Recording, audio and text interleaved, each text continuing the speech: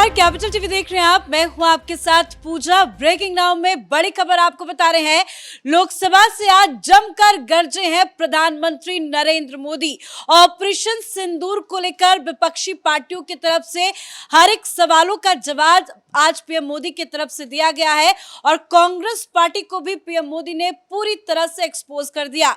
और सबसे बड़ी बात जो पीएम मोदी ने कही है वो ये है कि दुनिया के किसी भी नेता ने वॉर नहीं रुकवाई। मतलब कांग्रेस पार्टी की तरफ से, विपक्षी पार्टियों की तरफ से बार बार जो ये सवाल किया जा रहा था कि ट्रंप के कहने पर सीजफायर हुआ, ट्रंप क्रेडिट ले रहे हैं, ट्रंप को लेकर पीएम मोदी का बयान क्यों नहीं आ रहा, तो आज पीएम मोदी ने साफ साफ कह दिया कि भारत ने अपनी मर्जी से, वो भी पाकिस्तान जब गिड़गिड़ाया, बार बार पाकिस्तान की तरफ से फोन आया कि भाई बहुत मार लिया, उसके बाद भारत ने ये फैसला लिया और एक बार फिर से पीएम मोदी ने ये ऐलान लोकसभा से किया है कि ऑपरेशन सिंदूर अभी भी जारी है। तो किस तरह से गरजे हैं पीएम मोदी लोकसभा के अंदर और राहुल गांधी की कैसे बेइज्जती हुई है, एक एक पे चर्चा करेंगे, भाषण की महत्वपूर्ण जानकारी आपको देंगे। मेरे साथ जुड़े हुए हैं कैपिटल टीवी के editor in chief doctor Manish Kumar और एग्जीक्यूटिव एडिटर राजीव जी। सर, सबसे पहला मेरा सवाल आपसे है, ट्रंप को लेकर जो दावे किए जा रहे थे विपक्षी पार्टियों की तरफ से, आज पीएम मोदी ने साफ साफ बता दिया कि ट्रंप ने कोई सीजफायर नहीं कराया। न सिर्फ उन्होंने इस बात को कहा बल्कि यह भी बताया कि किस तरीके से उस समय बातचीत चल रही थी। जेडी वेंस 1 घंटे तक इंतजार करते रहे। ये आर्मी पर्सनल्स के साथ, आर्मी अधिकारियों के साथ प्रधानमंत्री की मीटिंग चल रही थी। जेडी वेंस ने फोन किया, प्रधानमंत्री ने बताया कि 1 घंटे तक हमारी बातचीत नहीं हो पाई, 5 बार फोन आ गया। मीटिंग खत्म करने के बाद प्रधानमंत्री मोदी ने फिर फोन लगवाया कि भाई क्या हो गया, ऐसा बार बार क्यों फोन कर रहे हैं। तो जेडी वेंस ने कहा कि देखिए, इसको तो रोकना पड़ेगा क्योंकि पाकिस्तान बहुत बड़ा कोई हमला करने जा रहा है।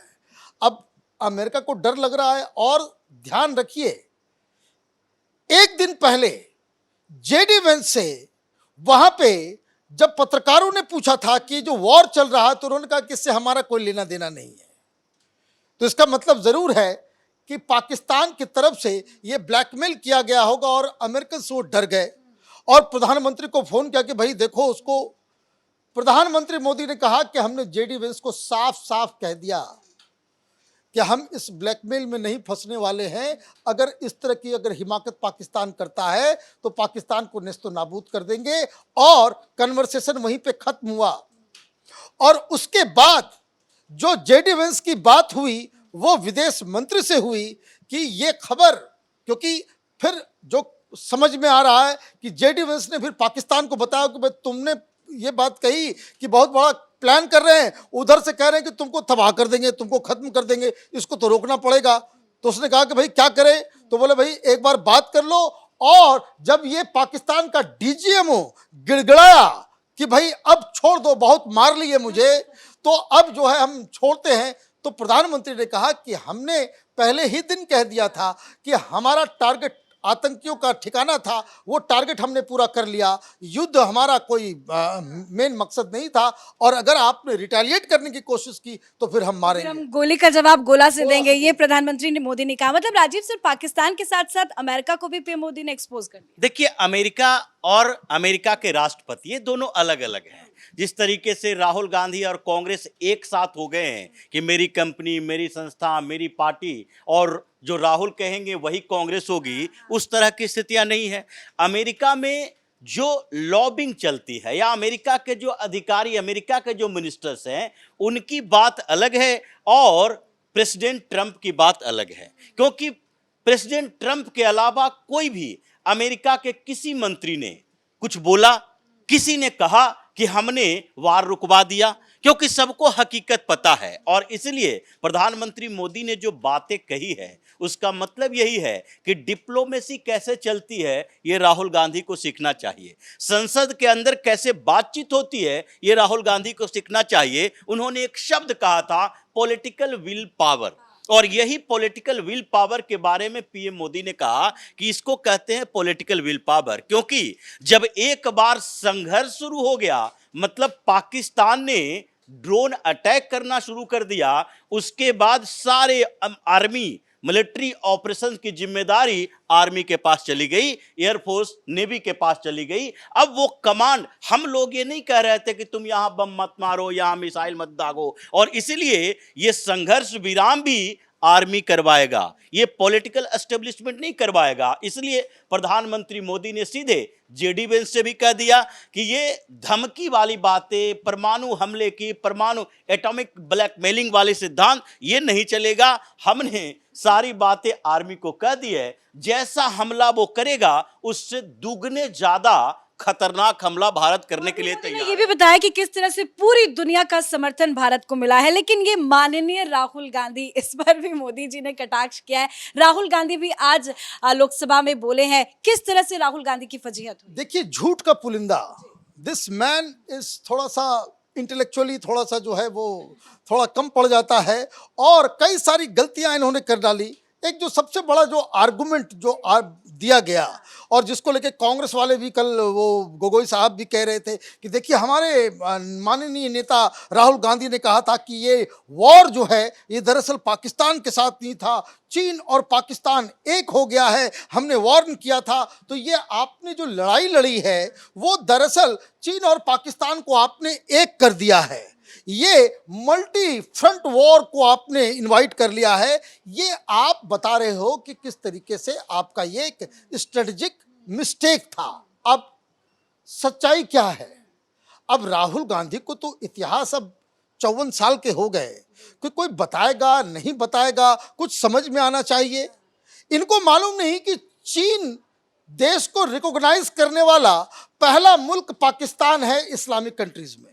पहला मुस्लिम कंट्री जिसने चीन को बाकायदा रिकॉग्नाइज किया वो पाकिस्तान है। 1970 से इन लोगों के बीच हथियारों का आदान प्रदान हो रहा है। 1963 में अक्सर चीन का बहुत बड़ा इलाका वो पाकिस्तान ने चीन को दिया। ये किसको क्या समझा रहे हैं? उनके तमाम एयर डिफेंस सिस्टम, वो 1180 या कुछ उस तरह का नाम है, जो पाकिस्तान ने चीन से लिया, जिसको हमने नेस्तो नाबूद किया, उसका नेगोशिएशन कब शुरू हुआ?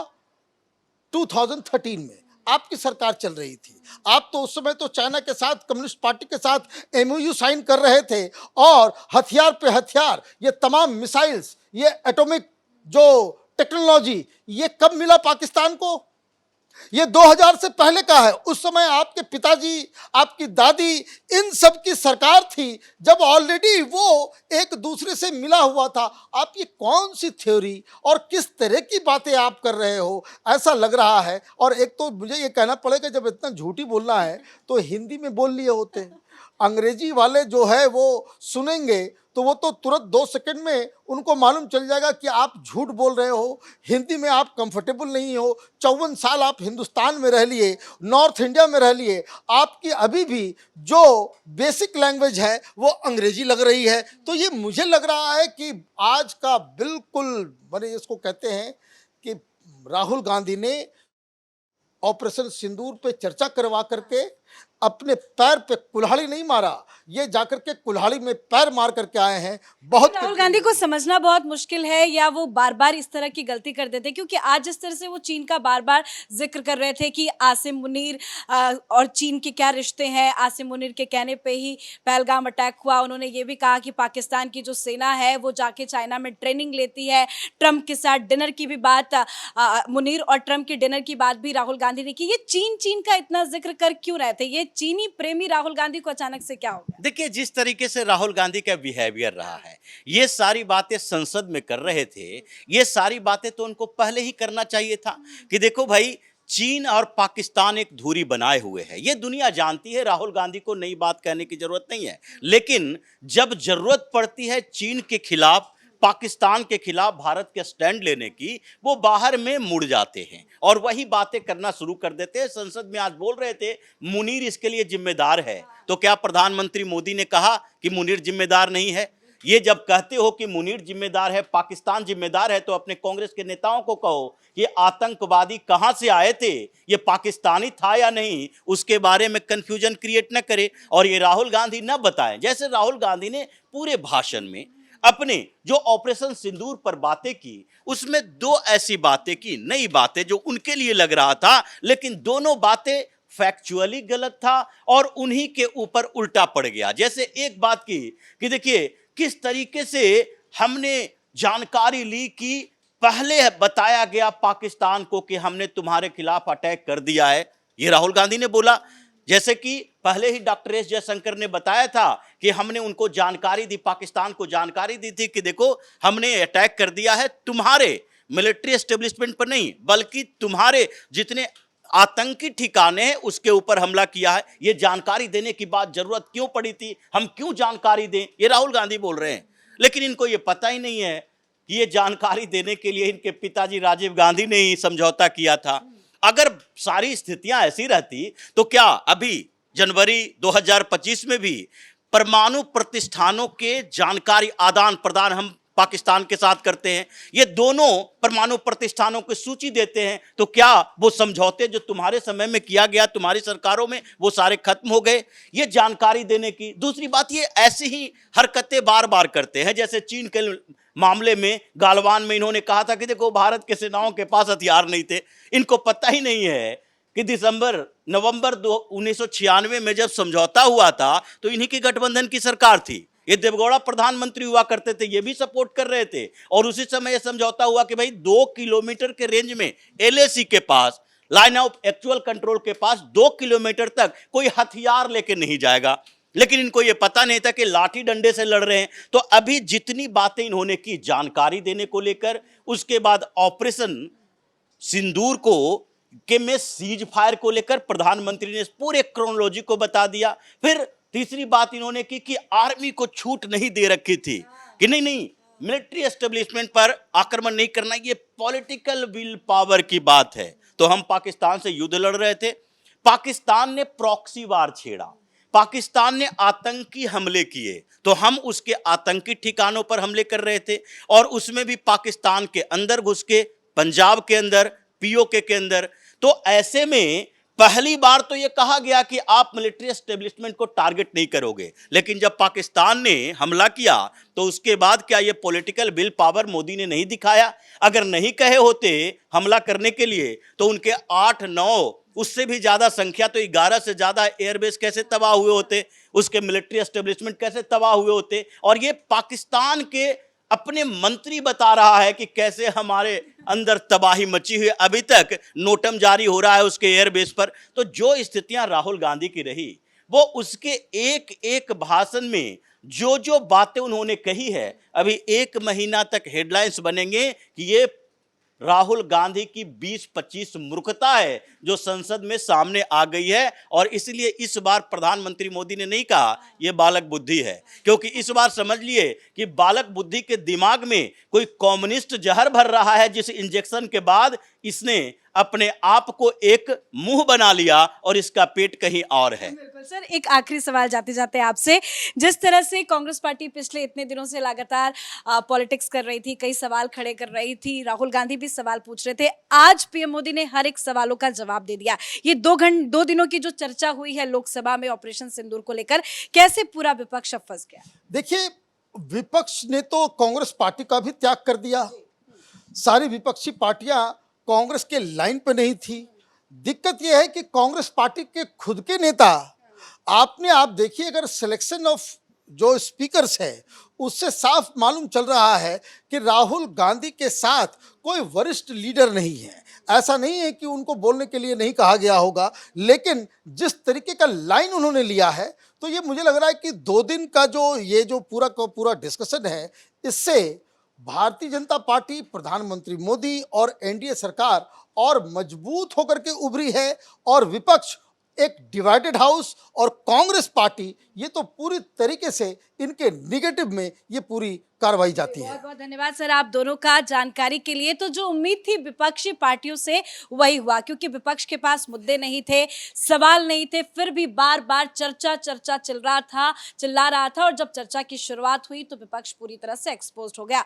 कांग्रेस पार्टी के पास सवाल नहीं, विपक्ष के तमाम दल भी देखते ही रह गए। लेकिन लास्ट में लोकसभा में जिस तरह से PM मोदी ने चौके छक्के लगाए हैं, उससे विपक्ष की बड़ी फजीहत वजीहत हुई है। एक बड़ी जीत लोकसभा में पीएम मोदी की भी हुई है, क्योंकि लगातार कई सवाल खड़े किए जा रहे थे, सीज फायर को लेकर सवाल किए जा रहे थे, पाकिस्तान से जुड़े कई सवाल किए जा रहे थे, पर पीएम मोदी ने हर एक सवालों का तगड़ा जवाब दिया है और राहुल गांधी की सबसे ज्यादा लोकसभा में घोर बेइज्जती हुई है। इस बड़ी खबर में मेरे साथ फिलहाल इतना ही। कैमरा पर्सन रवि के साथ मैं पूजा, कैपिटल टीवी।